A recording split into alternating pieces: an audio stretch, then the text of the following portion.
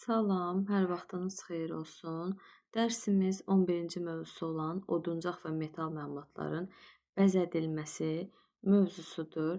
İlk öncə gəlirik bəzədilmə nədir, bəzədilmə nə üçün lazımlıdır, bu kimi nüanslara aydınlıq gətirməyə. Deməli, hər bir məmulatın fərqi yoxdur, metal olsun, oduncaq olsun, onun son mərhələsi onun bəzədilməsidir. 9-cu sinifdə də biz bunu keçəcəyik. Bəzədilmə məmulatın son emalı hesab olunur. Burada da deyir ki, məmulatın hazırlanmasında bəzəmə işi onun sonuncu əməliyyatıdır. Bəzəmə kimi rənglərdən, laklardan istifadə, yəni boyalardan istifadə edə bilərik. Daha sonra, bəs biz nə üçün oduncaqları, indi burada oduncaq mövzusudur, oduncaqları rəngləməliyik. Bunun üçün ki, o məmulatı nəmdən qoruyur, ona gözəl xarici görünüş verir, çatlamadan, çürümədən qoruyur.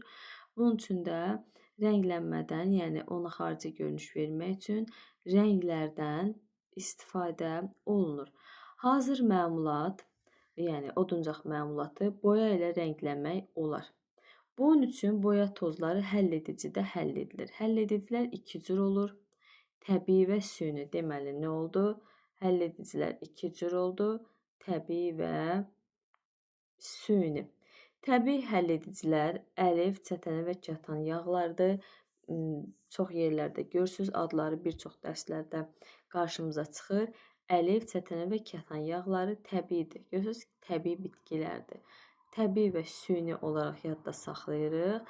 Həmin bu hissələr təbiiyə, süni isə, süni həlledicilər isə neft emalı məmulatı, yəni məhsulları hesab olunur.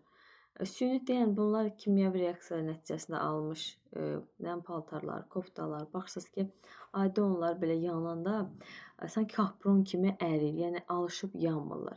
Çünki bunlar süni belə deyək, məmulatlardan əldə olunur. Yəni parçaya aid deyil. Amma təbii həlledicilərimiz isə bu üçü, digəri isə süni həlledicilər isə neft emalı məhsullarıdır. Boyalar qatışdırılmış və eləcə də artıq həll edilmiş, istifadəyə yararlı vəziyyətdə olur. Qatışdırılmış boyaları işlətməmişdən əvvəl əsaslı surətdə həlledicilə qarışdırmaq lazımdır. Qatışdırılmış boyaları əvvəlcə həlledicidə yaxşıca qarışdırmaq lazımdır. Oduncaq quruduqdan sonra əvvəlcə deşik, çat, dəliklər qurudulur, sonra da kağız ilə cilalanır və əlif yağı çəkilir. Deməli, müəllimlər, bunu unutmayın, vacib yadda saxlayırıq. Deməli, nə deyir? Deyir ki, ilk öncə axı oduncaq bilirik ki, nəm olur, yaş vəziyyətdə olur. Ona görə ilk proses elə onun özünü qurutmaqdır. O quruyandan sonra ona dəliklərin, deşiklərin tutulması üçün alçıpan belə deyək də, həmin bu hissələri biz müəyyən bir materiallarla doldururuq ki, yəni artıq orada biz düz hamar səth ala bilək. Və həmin o hissələri doldurandan sonra isə biz bir daha məmulatı quruduruq.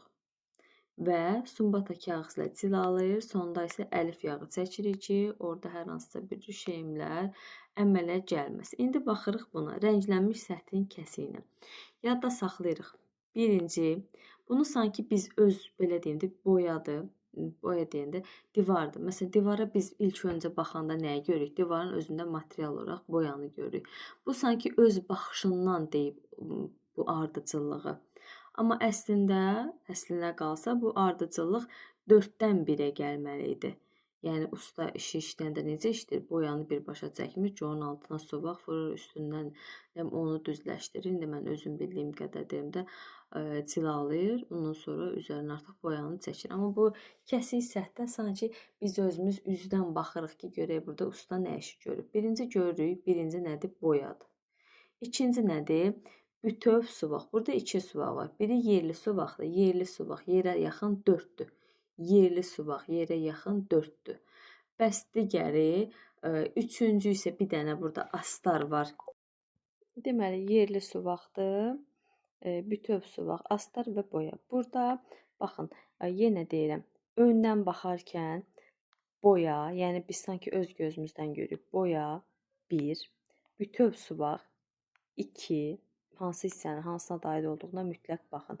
3-cü astar, 4 isə yerli suvaqdan ibarətdir. Yəni yenə deyirəm, sanki biz öz gözümüzdən baxdığımız kimi, yəni məmulata baxırıq. Öndən, divarı öndən görürük sanki. Amma əslində yəni necə başlayır? Yerli suvaq vurulur. Ondan sonra astar, digərinə bütöv suvaq, ən sonda boya olmalıdır. Sonra artıq digər mərhələdə isə suvaq çəkilən səthin artıq yəni məmulatın belə deyək də rənglənməsinə gəlir divarda. Suvaq çəkilən səth rəngsaz malası ilə hamarlanır. Qurudulduqdan sonra məmulatın səthi cilalayıcı sumbata kağız ilə cilalanır, sonra fırça ilə təmizlənir və bundan sonra məmulat rənglənir. Deməli, divarda, yəni boya çəkilir. Boyanın çəkilmə ardıcıllığı necədir? Həmin suvaq çəkilən səth rəngsaz malası ilə hamarlanır. Daha sonra gözləyirik ki, həmin o suvaq qurusun. Quruduqdan sonra məmulatın səthi cilalanır sumbata kağızı ilə, fırça ilə təmizlənir və bundan sonra məmulat rənglənir. Boya ilə oduncağın lifləri boyu nizamlı hərəkətlərlə məmulatın səthinə hopdura-hopdura yaxılır. Məmulatın səthi süngərli val ilə daha tez və asanlıqla rəngləmək olar. Məmulatın səthini nə ilə daha tez və asanlıqla rəngləmək olar? Süngərli val vasitəsilə. Rənglənmədən əvvəl fırça və süngərli vallar həlledicidə saxlanır, bir qədər yumşalır, sonra işlədilir. Hətta rənglənmədən sonra da həmin süngər və fırçalar həlledicidə yuyulub təmizlənir. Deməli, həm rənglənmədən əvvəl o fırçalar həlledicidə saxlanır ki, yumşalsın. Rənglənmədən sonra isə həmin məhlulda həlledicilərdə təmizlənir.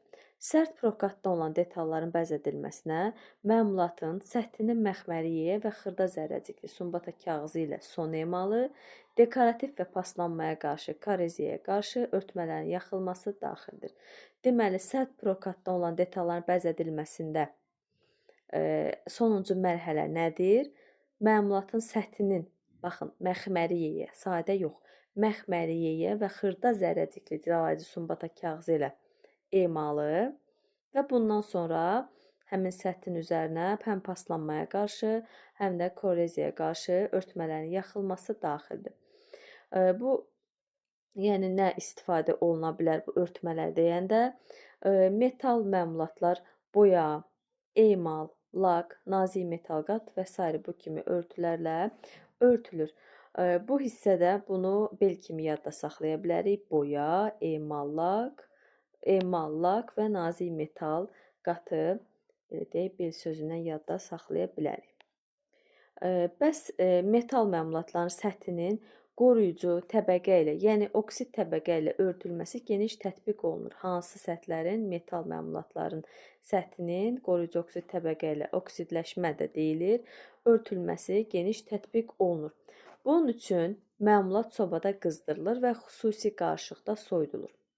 Və bu zaman məmulatın səthi qara və yaxud da ki, tünd göy rəngdə olur. Bəzədilmənin bu üsuluna qaraltma da deyilir. Qaraltma, yəni parlaq qara rəng vermək adlanır. Müəssisələrdə metal məmulatları paslanmadan mühafizəyə görə bəzədilməni müxtəlif peşələr üzrə fəhlələr, qala ilə örtməni qalayçılar, xrom, nikkel və başqa metallarla örtməni isə metal ruluqlar yerinə yetirir. Fəhlələr metal və ərintilərinin xassələrini və məmulatın bəzəmək üçün qurğuların quruluşunu bilməlidir. Deməli, fəhlələr nəyə bilməlidir? Metal və onun ərintisinin xassələrini, məmulatı bəzəmək üçün isə qurğuların quruluşunu yaxşı bilməlidir. Təhlükəsizlik qaydalarında da məmulatı yalnız altlıq taxta üzərində boyayın, həlledicilər və boyaları ələ, üzə düşməsindən qoruyun, məmulatları qızdırıcı cihazların yanında rəngləməyin, boyanı cihazların yanında saxlamayın, oduncaq və metal məmulatların rənglənməsi üzrə işləri açıq havada və otağın havasını dəyişərək yerinə yetirin. Məmulatı rənglədikdən sonra əllərimizi sabunla yuyuruq. Yalnız istifadəyə icazəsi olan boyalardan istifadə edirik. Dərsimiz bu qədər müəllimlər.